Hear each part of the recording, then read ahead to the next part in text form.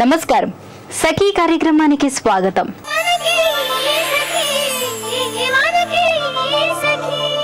ఆనందమే జీవిత మకరందం, సంతోషమే సగం బలం అంటారు. అందుకే ప్రతి ఒక్కరూ సంతోషం కోసం నిరంతరం అన్వేషిస్తూనే ఉంటారు. నేటి పోటీ ప్రపంచంలో ఆ అన్వేషణ మరింత ఎక్కువైంది. సంతోషంగా ఉండేందుకు అనేక రకాల ప్రయత్నాలు చేస్తుంటారు చాలామంది.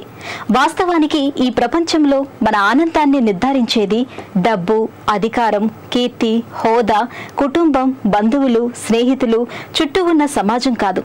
మన మానసిక దృక్పథమే మన ఆనందాన్ని నిర్ణయిస్తుంది. మన వ్యక్తిత్వమే సంతోషాన్ని నిర్ణయిస్తుంది అంటున్నారు మనస్తత్వ నిపుణులు. సరే, ఇటీవల కొన్ని అధ్యయనాలు ఆనందాన్ని ఎలా సొంతం చేసుకోవాలో చెప్పాయి. ఆ అధ్యయనాల వివరాలు తర్వాత తెలుసుకుందాం. ముందైతే ఈ కార్యక్రమాన్ని చూసేయండి.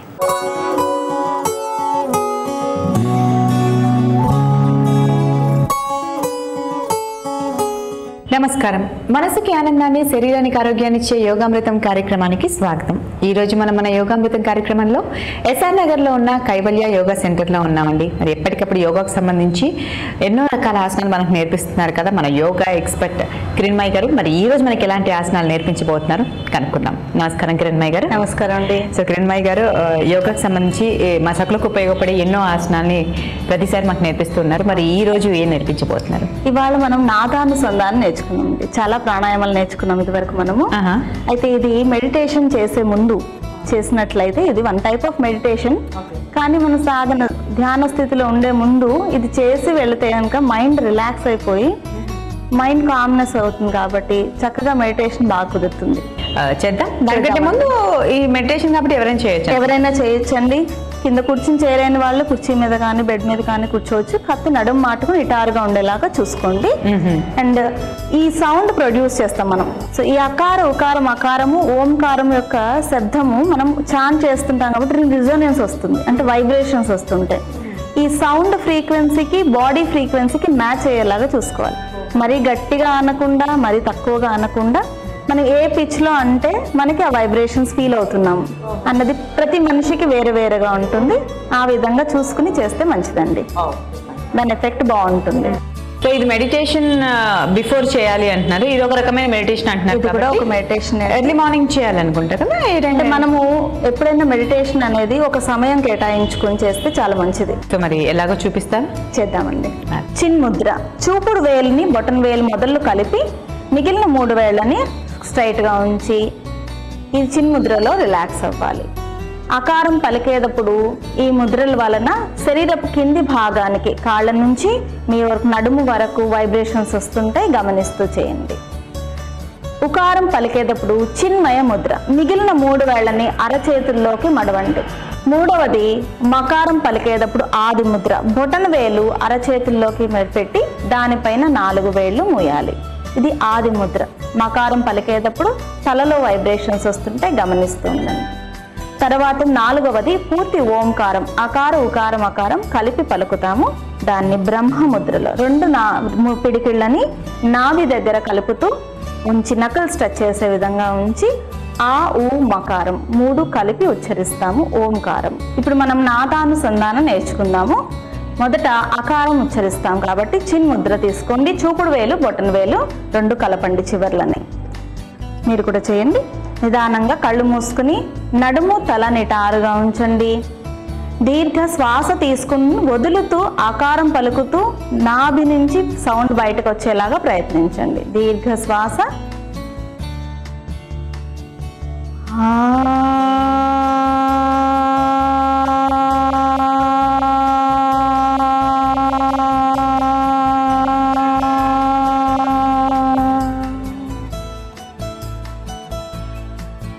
Second time.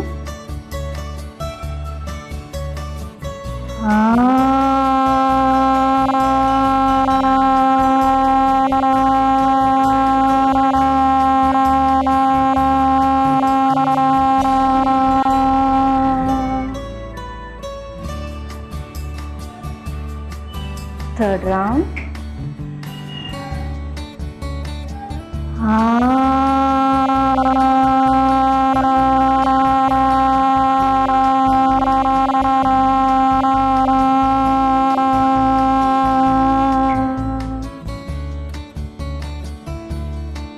ఇప్పుడు ఉకారం చాంట్ చేద్దాం. 2 చేతి మిగిలిన 3 వేళ్ళని అరచేతుల్లోకి తీసుకుని చిన్మయ ముద్ర తీసుకోండి. శ్వాస తీసుకుని వదులుతూ ఉకారం ఉచ్చరిస్తూ శరీరపు మధ్య భాగంలో హృదయ స్థానంలో కలిగే వైబ్రేషన్స్ని గమనించండి. దీర్ఘ శ్వాస తీసుకోండి.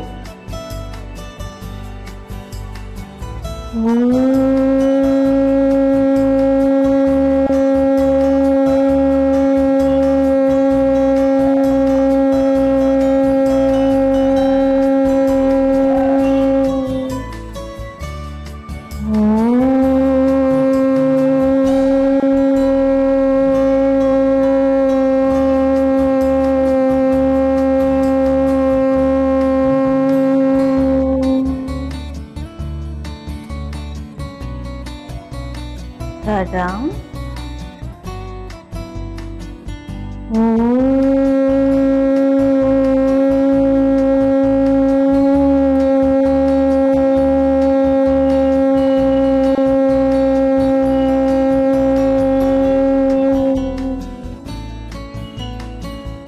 Relax. ఇప్పుడు మకారం చాంట్ చేద్దాము. ఆది ముద్రలోకి తీసుకోండి. బొటన వేలు అరచేతుల్లోకి, 4 వేళ్ళు బొటన వేళ్ళు పైన. దీర్ఘ శ్వాస తీసుకుని మకారం పలకండి. దీర్ఘ శ్వాస.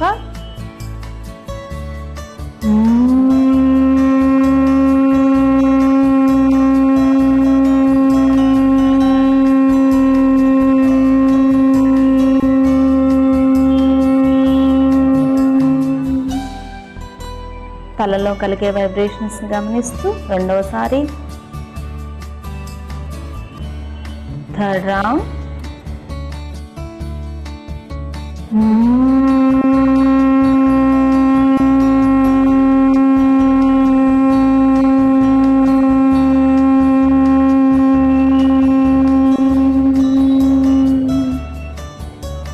ఇప్పుడు అకార ఉకారం మకారం 3 కలిపి ఉచ్చరించాలి.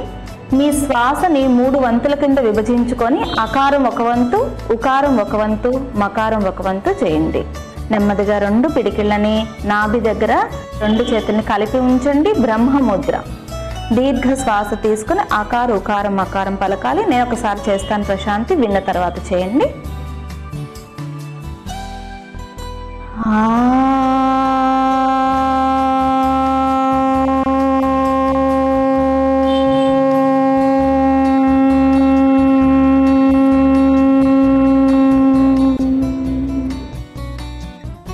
అందరూ కలిసి చేద్దాము.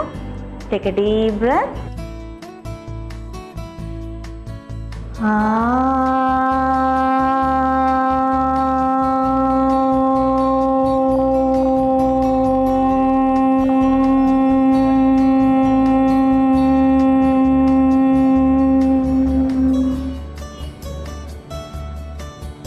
Second round.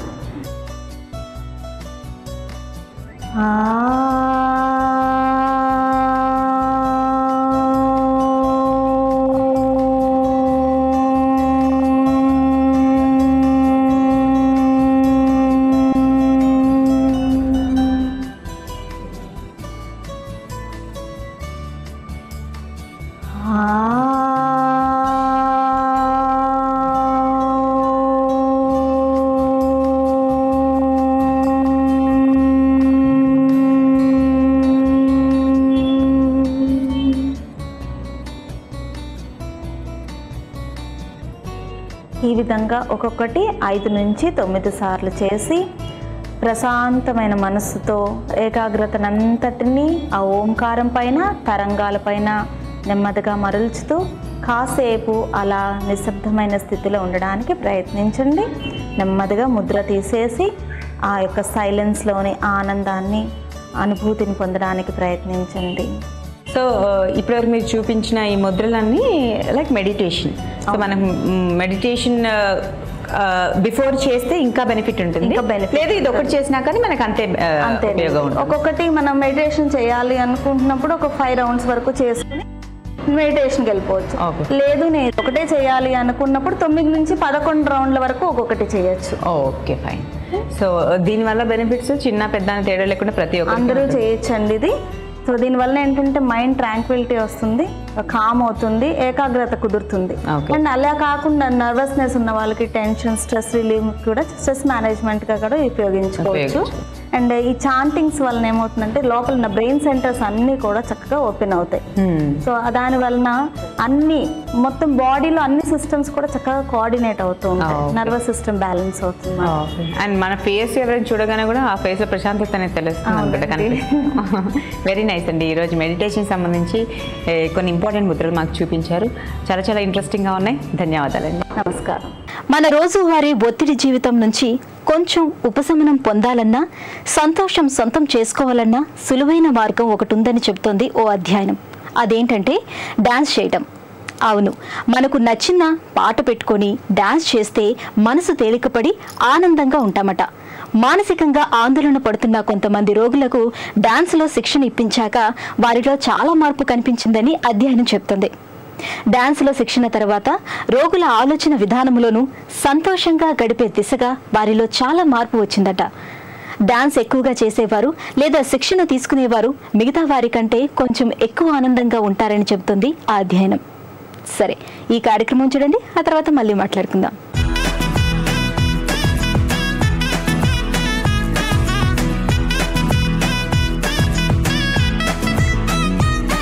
నమస్కారం. నగా నట్రా కార్యక్రమానికి స్వాగతం. ఈరోజు మనతో పాటు ఉన్నారు జ్యువెలరీ డిజైనర్ సత్య గారు. మరి ఆవిడ డిజైన్ చేసిన జ్యువెలరీస్ లో ఎటువంటి డిజైన్స్ ని మనకు పరిచయం చేయబోతున్నారో ఆవిడ అడిగి తెలుసుకుందాం. నమస్కారం సత్య గారు. నమస్తే. ఎలా ఉన్నారు? బాగున్నాను. మరి ఈ రోజు మా సకలకి ఏ డిజైన్స్ పరిచయం చేయబోతున్నారు? కొంచెం డిఫరెంట్ గా 1 గ్రామ్ గోల్డ్ లో side cups. Okay, 1 gram gold side cups. Okay, చూద్దామండి. యాస్ అండి. ఇది చూస్తే మనకి నార్మల్ స్టడ్ లాగా అట్లా అనిపిస్తుంది, బట్ ఇది డిజైనింగ్ మాత్రం అట్లా అన్నమాట. ఇట్లా సైడ్ నుంచి ఇట్లా వస్తుంది, మనకి సైడ్ ఇట్లా వస్తుంది. చాలా క్యూట్ గా ఉంది. ఇయర్ లైన్ ఏదైతే సైడ్ ఉంటుందో అట్లా సైడ్ నుంచి ఇది ఇట్లా వస్తుంది అనమాట మనకి. Very innovative. ఓకే, మరి దీని ప్రైస్ ఏ రేంజ్ లో ఉంటుందండి? ఇది మనకి 500 నుంచి స్టార్ట్ అయ్యి అప్ టు 1000, 1500, 2000 రేంజ్ వరకు కూడా ఉన్నాయి. డిపెండింగ్ ఆన్ ద డిజైన్ ని బట్టి అట్లా ఈ రేంజ్ మొత్తం అట్లానే ఉన్నాయి అన్నమాట. Okay, 500 to 1000, 1500, 2000 up to that mark. Okay, దీంట్లో ఏంటంటే మధ్యలో పర్ల్ ఇచ్చి చుట్టూతా సీజెడ్స్ లాగా ఇచ్చాను. ఇచ్చి మళ్ళీ ఈ మ్యాంగోస్ షేప్ ఇచ్చాను. 4 మ్యాంగోస్ ఇచ్చాను. 4 మ్యాంగోస్ ఇచ్చి దానికి కూడా మళ్ళీ సీజెడ్ స్టోన్స్ ఇచ్చాను. అది పెట్టుకుంటే దాని లుక్ చాలా బాగుంది. ఇట్లా వస్తుంది, చూస్తేనే తెలిసిపోతుంది when you explain how to use it. చాలా బాగుందండి. మరి నెక్స్ట్ డిజైన్ చూపిస్తారా? ఇది కూడా సైడే మనకి మధ్యలో సీజెడ్ ఇచ్చాను, చిన్నది. అంటే పిల్లలు పెట్టుకోవడానికి కూడా క్యూట్ గా ఉంటది. 4-5 years 2-3 years ఉన్న వాళ్ళకి కూడా జస్ట్ వాళ్ళకి చేంజెస్ కావాలి అని అడుగుతారు వాళ్ళ పేరెంట్స్ చూసి. సో అట్లా ఉన్న వాళ్ళకి కూడా అలా డిజైన్, చిన్నగా డిజైన్. ఇందాక ఏంటంటే కొంచెం పెద్దగా హెవీగా చేశాను, ఇది చిన్న పిల్లల కోసం అని చేశాను అనమాట. ఓకే, సో దీనికేమో మొత్తం 5 పర్ల్స్ ఇచ్చాను. ఇది కూడా అంతే, same side. So only pearls కనిపిస్తుంది, ఓన్లీ పర్ల్స్ కనిపిస్తుంది. ఈ స్టడ్ కనిపిస్తుంది, stud and pearls. Wow. So దీని ప్రైస్ ఎంత? ఇది అంతే మనకి 700, 800 లో అట్లా వచ్చేది. ఓన్లీ 700, 800, బిలో 1000 అన్నమాట. బిలో 1000 వచ్చేది. సో ఇది మోస్ట్లీ చిన్న పిల్లల నుంచి పెద్దవాళ్ళు ఎవరైనా పెట్టుకోవచ్చు. మోస్ట్లీ చిన్న పిల్లలకి ఏంటంటే కొంచెం వాళ్ళకి కూడా నిండుగా కనిపిస్తుంది. అవును, సో అందుకని వాళ్ళ కోసం అని చిన్నగా చేసాం. అండ్ ఇంకొకటి, సెకండ్ హోల్ ఉన్న వాళ్ళకి అక్కడి నుంచి కూడా పెట్టుకోవచ్చు, ఇక్కడ నుంచి. అండర్స్టాండ్. చాలా బాగుందండి. రియల్లీ నాకు ఫస్ట్ డిజైన్ అండ్ ఈ డిజైన్ చాలా డిఫరెంట్ గా అనిపించింది. ఎందుకంటే పెట్టుకున్నప్పుడు ఓన్లీ డిజైన్ కనిపిస్తుంది. అది చెప్పారు కదా. ఓకే, మరి నెక్స్ట్ డిజైన్ చూపిస్తారా? ఇది చూస్తే మధ్యలో హార్ట్ షేప్ ఇచ్చాను సండి. ఓకే, హార్ట్ షేప్ ఇచ్చి మొత్తం సీజెడ్స్ ఇచ్చి మళ్ళీ ఒక చిన్న గోల్డ్ లైన్ ఇచ్చాను. ఇచ్చి మళ్ళీ దీనికేమో ఎమరాల్డ్స్ ఇచ్చాను. సో మనకి ఇక్కడ కనిపించే ఈ గోల్డ్ అంతా ఏదైతే ఉందో మనకు కనపడదు అది. ఓకే, మనం పెట్టుకున్నప్పుడు కనపడదు, జస్ట్ ఇట్లా వస్తుంది అంతే. So green, only green and white, అది మాత్రమే. దీన్ని మనం లీఫ్ షేప్ గా కూడా చేసుకోవచ్చు. ఎస్, నార్మల్ చిన్నపిల్లలు లేకపోతే యంగ్స్టర్స్ కొంచెం సెకండ్ హోల్ కి కాకపోతే ఓన్లీ ఫస్ట్ హోల్ పెట్టుకున్నప్పుడు వస్తుంది. ఇది కూడా నేను 5 తీసుకున్నా, 5 ఎమరాల్డ్స్ తీసుకుని చేసా. కొంతమందికి జస్ట్ కింద ఇట్లానే కావాలి అనుకున్న వాళ్ళు ఇట్లా కూడా పెట్టచ్చు. అట్లా అయినా కూడా ఓన్లీ ఎమరాల్డ్స్ ఒక్కటే కనపడుతుంది. సో ఇలా యూజ్ చేసినా బాగుంటుంది, సైడ్ లో యూజ్ చేసినా కూడా చాలా క్యూట్ గా ఉంటుంది. మరి దీని ప్రైస్ ఏంటండి? ఇది మనకు కొంచెం ఎమరాల్డ్స్ అవి పెట్టాను కదా, 1200 అట్లా పడుతుంది. సో 1200 స్టార్టింగ్, 1200 ఎండింగ్ ప్రైస్ ఎంత ఉంటుంది? ఇది అంతే 12 to 1500. ఇవి ఏవైనా అంతే 500 నుంచి స్టార్ట్ అయ్యి depending on the stones price దాన్ని బట్టి 1500 లోపలే ఉంటాయి మనకి. ఓకే, ఇది 12 to 15 రేంజ్ అంతే. నెక్స్ట్ చూస్తే శాండీ, ఇది బ్లాక్ స్టడ్, ఓన్లీ స్టడ్ గా కూడా పెట్టుకోవచ్చు. మళ్ళీ యాజ్ ఇట్ ఈస్ నేను చెప్పినట్టు ఇందాక ఏంటంటే మొత్తం రాడ్స్ ఇచ్చాను, ఇది సింగిల్ ఇచ్చాను అంతే. మధ్యలో చూస్తే ఇచ్చి దీన్ని కిందకి సీజెడ్స్ ఇచ్చాను మళ్ళీ, అంటే ప్లాటినం ఫినిష్. దీన్ని గంగా జమున అంటారు ఈ టైప్, అంటే ప్లాటినం అండ్ గోల్డ్ మిక్స్, దాన్ని గంగా జమున అంటారు. ఓకే, సో ఆ ఫినిష్ ఇచ్చామన్నమాట. ఇచ్చి మళ్ళీ కింద గోల్డ్ ఇచ్చాను. So pretty. సో ఇది మోస్ట్ ప్రాబబ్లీ టీనేజర్స్ కి చాలా బాగుంటుంది. పార్టీ వేర్ కూడా చాలా బాగుంటుంది, especially black dresses and silver white dresses అలాంటి వాటిలో. మరి దీని ప్రైస్ ఏంటండి? ఇది కూడా అంతే మనకి 500-600 నుంచి 1500 లోపు వచ్చేసి 500 starting to 1500. Very nice. Next design చూపిస్తారండి. ఇది మనకి ఇట్లా మొత్తం చెవుకు మొత్తం పెట్టాలన్నమాట బ్యాక్ నుంచి, అంటే జస్ట్ హ్యాంగింగ్ అంతే. మనం ఎక్కడ అంటే హోల్ ఉండాల్సిన అవసరం లేదు. చిన్న పిల్లలకు కూడా కొంతమందికి చెవులు గుట్టించిన వాళ్ళకి కొంతమందికి ఉంటది, అయ్యో మా పాపకు చెవులు గుట్టించలేదు, ఏదైనా ఉంటే బాగుండు ప్రెస్ టైప్ అట్లా అనుకుంటారు. అట్లా ఇది పై నుంచి హ్యాంగ్ అయ్యి సైడ్ నుంచి మొత్తం ఇట్లా హ్యాంగ్ అయ్యి వస్తుంది. ఓకే, సో ఓకే ఇలా వస్తుంది అనమాట. దీనికి హోల్స్ ఉండాల్సిన అవసరమే లేదు, చాలా డిఫరెంట్ గా ఉంది. సో ఇందులో మొత్తం పర్ల్స్ యూజ్ చేశాను, మొత్తం పర్ల్స్ యూజ్ చేశాను నేను. ఓకే, ఇప్పుడు ఫర్ ఎగ్జాంపుల్ వాళ్ళు కొంతమందికి పర్ల్స్ వద్దు, వేరే పెట్టచ్చు, వేరే ఏదైనా కావాలంటే అది పెట్టచ్చు. సేమ్ ఇది చైన్స్ ఇచ్చి కింద పర్ల్స్ ఎట్లా ఇచ్చామో దాని బదులు రూబీయో ఎమరాల్డో అట్లా ఏది కావాలంటే అట్లా చేసుకోవచ్చు మనం. ఓకే, మరి దీని ప్రైస్ స్టార్టింగ్ ఏంటంటే? ఇది మనకి 1200 లో వస్తుంది. 1200, దీని ప్రైస్ ప్రెసెంట్ 1200 అన్నమాట. ఇంకొకటి శాండీ, ఇప్పటి వరకు ఏంటంటే హోల్స్ లో పెట్టేది, కొంతమందికి సెకండ్ టాప్స్ లేని వాళ్ళు, నాకు కూడా చాలా ఇష్టం. సో అట్లా పెట్టుకోవడానికి ఇది డిజైన్ అన్నమాట. కింద ఫ్లవర్ వచ్చింది, మళ్ళీ ఒక చిన్న ఇది యూ షేప్ లో ఉంది మనం చూస్తే. Okay, different. అందులో ఏం యూజ్ చేశారు అంటే మెటీరియల్ ఇది మొత్తం, ఇది కొంచెం ట్యూబ్ లాగా, ఇది దీన్ని స్ట్రైట్ సీజెడ్స్ కాకపోతే స్ట్రైట్ ఉన్నాయి అంతే. ఓకే, లుకింగ్ అంటే ఈ వ్యూ లో కొంచెం డిఫరెంట్ గా షైనింగ్, అంటే దీని మీద నుంచి గోల్డ్ ఫిక్స్ అయ్యి ఇట్లా కొంచెం క్లిప్స్ లాగా ఇచ్చాము. సో అందుకని మీకు ఆ లుక్ వస్తుంది అనమాట. ఓకే, సో హోల్స్ లేని వాళ్ళు ప్రిఫర్ చేయొచ్చు అనమాట, ఇలా పెట్టుకోవచ్చు. మరి దీని ప్రైస్ ఏంటండి? ఇది మనకి 500-700 ఆ రేంజ్ లో వచ్చేస్తుంది. So 5 to 700. Okay, so only అన్ని 1500 బిలోనే అన్ని ఇలాంటివన్నీ వచ్చేస్తుంది 1 గ్రామ్ గోల్డ్ స్పెషల్లీ. ఇంత మంచి డిజైన్స్ మా సకులకు పరిచయం చేసినందుకు ధన్యవాదాలు. జీవితంలో మన సంతోషాన్ని దూరం చేసే అంశాల్లో భావోద్వేగాలు కీలక పాత్ర పోషిస్తాయని అంటున్నాయి కొన్ని అధ్యయనాలు. నిజమేనండి, మన కోపమే చాలాసార్లు మన ఆనందాన్ని దూరం చేస్తుంది. చాలామంది కోపం వస్తే అదుపు చేసుకోలేరు. కొంతమంది చిన్న చిన్న విషయాలకే అధిక ప్రాధాన్యత ఇచ్చి తెగ ఆందోళన పడుతుంటారు. మరికొంతమంది బాధలను మనసులో దాచుకుంటారు. బాధ ఇతరులతో పంచుకుంటే సగం తగ్గిపోతుంది, సంతోషం రెట్టింపు అవుతుందని అంటారు. అది అక్షరాల నిజమండి. బాధ, ఆనందం, కోపం, నవ్వు, ఎలాంటి ఉద్వేగాన్నైనా సందర్భాన్ని బట్టి అదుపు చేసుకుంటేనే జీవితంలో ఆనందం సొంతం అవుతుందని ఆ అధ్యయనాలు చెప్తున్నాయి. సరే, ఈ కార్యక్రమం చూడండి, ఆ తర్వాత మరిన్ని విషయాలు తర్వాత మాట్లాడుకుందాం.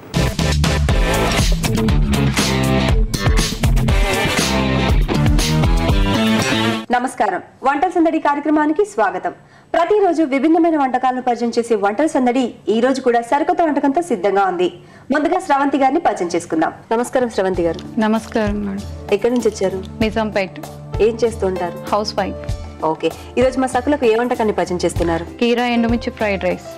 కీరా ఎండుమిర్చి ఫ్రైడ్ రైస్. ఓకే, ముందుగా కావాల్సిన పదార్థాలు చెప్తారా?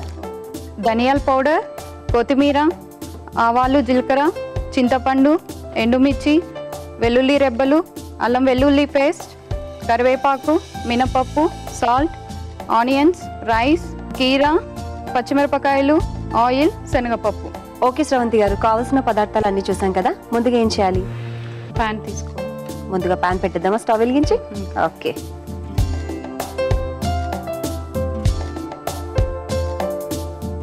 హీట్ ఎక్కింది కదా, ఆయిల్ వేద్దామా? ఓకే, వేయండి. ఫ్రైడ్ రైస్ కదా, కొంచెం ఆయిల్ ఒక మీడియంగా పడుతుంది. ఓకే, శనగపప్పును వేయించుకోవాలి. ఓకే, ఆయిల్లో వేయించుకోవాలా? ఆ. ఓకే. కొంచెం క్వాంటిటీ ఎక్కువ పడుతుంది. ఓహో, ఓకే, అలా వేయించి తీసేసుకోవాలి. ఓ అవునా, దీంతో తీయండి అయితే. ఇదిగోండి.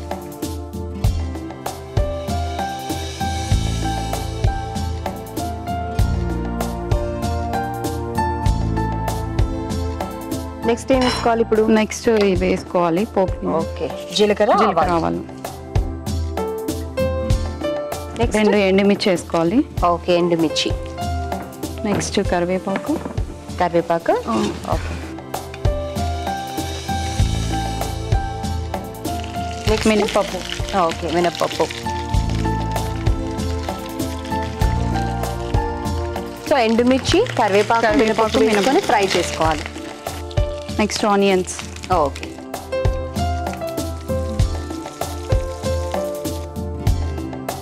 ఇవి బాగా మగ్గిపోవాలి మనకు. లైట్గా.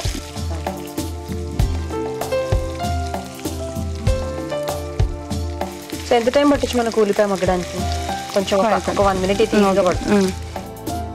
ఆనియన్స్ మనకు వేగిపోయాయి. ఓకే. నెక్స్ట్ పచ్చిమిర్చి. ఓకే. నెక్స్ట్ కీరా. ఓకే, కట్ చేసుకున్న కీరా.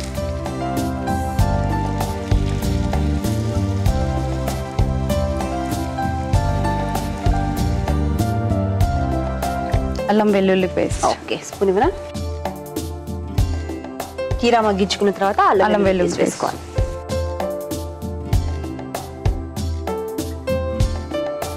లైట్గా ఒకసారి ఇలా సో అల్లం వెల్లుల్లి పేస్ట్ కూడా మనకు చక్కగా ఫ్రై అవ్వాలి. సో ఇందులో మనం కారపొడి ఏం వాడమా? ఇంకా ఎండుమిర్చి వాడుతున్నాం కదా. ఎండుమిర్చి. అదే ఒకసారి కొట్టి. నెక్స్ట్ ధనియాల పౌడర్. నెక్స్ట్ ధనియా పౌడర్.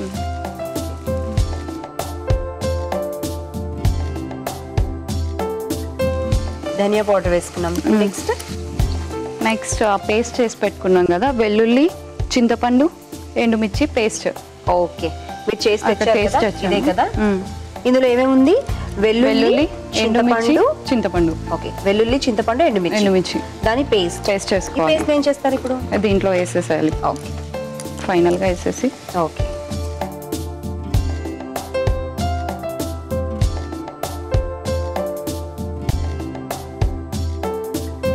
బాగా కలుపుకోవాలా అంతా పట్టేలాగా.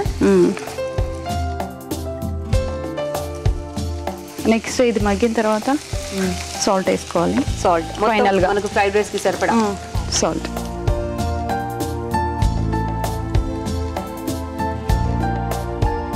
ఫైనల్ గా ఉప్పు కూడా వేసాం కదా మనం. ఇప్పుడు ఏంటి మరి నెక్స్ట్ రైస్ కలుపుకోవాలి. రైస్ వేయడమేనా? ఇదిగోండి రైస్. ఆ స్పూన్ ఇవ్వండి.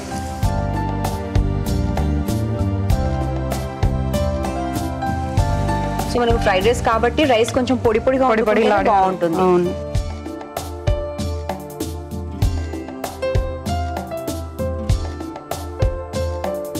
వీటిని వేసిన తర్వాత కలిపేసుకోవాలి.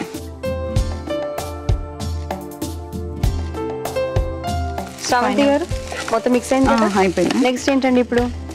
ఫైనల్గా కొత్తిమీర కొంచెం వేసుకోవాలి. ఫైనల్గా కొత్తిమీర.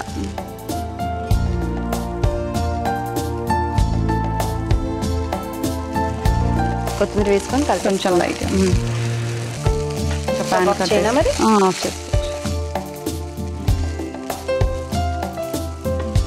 ఇదిగోండి సర్వింగ్ ప్లేట్. ఇది ఫైనల్గా అయిపోయింది, తీసేసుకున్నాం బౌల్లోకి. ఓకే.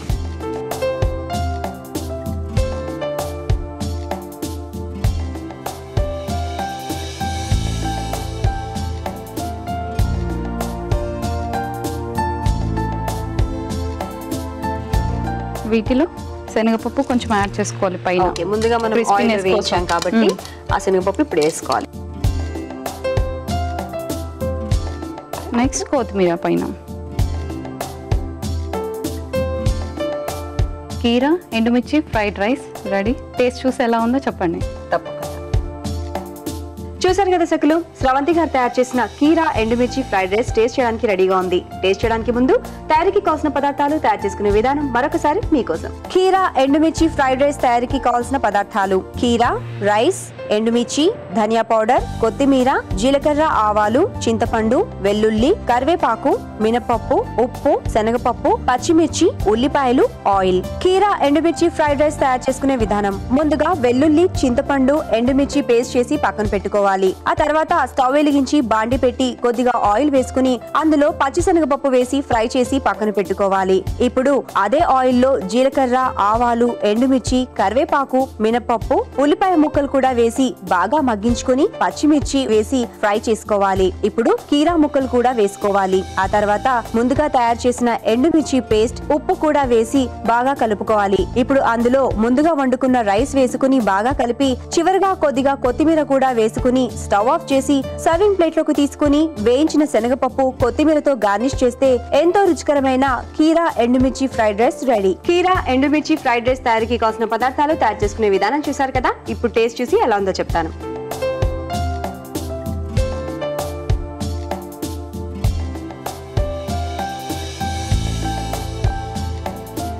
స్రవంతి గారు, చాలా బాగుందండి.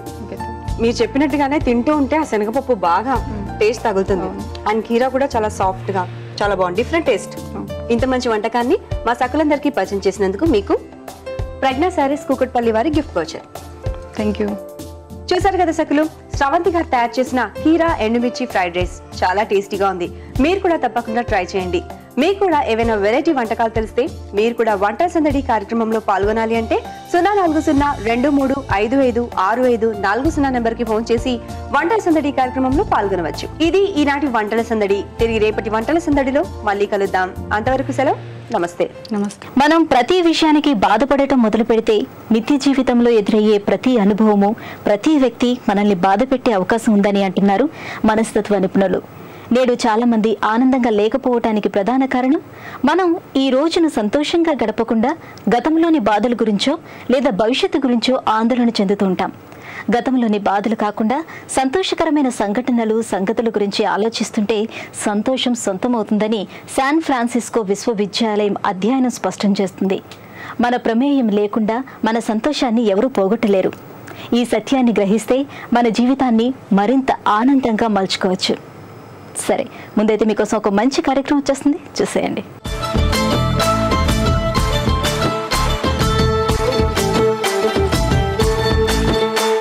నమస్తే, మాటే మంత్రం కార్యక్రమానికి స్వాగతం. సకులు, ఈరోజు మనతో పాటు ఉన్నారు ప్రముఖ సైకియాట్రిస్ట్ డాక్టర్ దేవికారాణి గారు.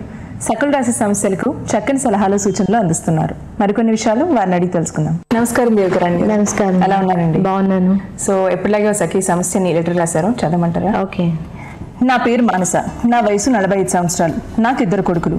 ఒకరు డిగ్రీ, మరొకరు ఇంటర్ చదువుతున్నారు. మా వారితో నాకు సమస్యగా ఉంటుంది. ఆయన బిజినెస్ చేస్తారు. ఇంటికి ఆలస్యంగా వస్తూ ఎప్పుడూ ఫోన్లో రహస్యంగా మాట్లాడుతుంటారు. చాలా ప్రైవసీ మెయింటైన్ చేస్తారు. ఇదేం పద్ధతి అని ప్రశ్నిస్తే నన్ను అనుమానపడుతున్నావా అని అంటారు. అతనికి చాలా సోషల్ లైఫ్ ఉందని, నన్ను కూడా అందులో పాలు పంచుకోమని ఎప్పుడూ అడుగుతూ ఉంటారు. నాకు లేట్ నైట్స్ పార్టీస్ అన్నా, అమ్మాయి అబ్బాయి అలా క్లోజ్గా ఉండే పద్ధతులన్నా అస్సలు నచ్చవు. ఈ తరం సమాజంకి నేను ఒక మెట్టు వెనకబడి ఉన్నానని ఆయన ఎప్పుడూ అంటూ ఉంటారు. పైగా మా పిల్లల గురించి మా వారు కేర్ తీసుకోవడం చాలా తక్కువ. లైఫ్ని ఎంజాయ్ చేస్తూ ఉండాలనే మనస్తత్వం అయింది. నాకు చాలా డిప్రెస్డ్గా అనిపిస్తుంది. దీనివల్ల ప్రశాంతంగా ఉండలేకపోతున్నాను.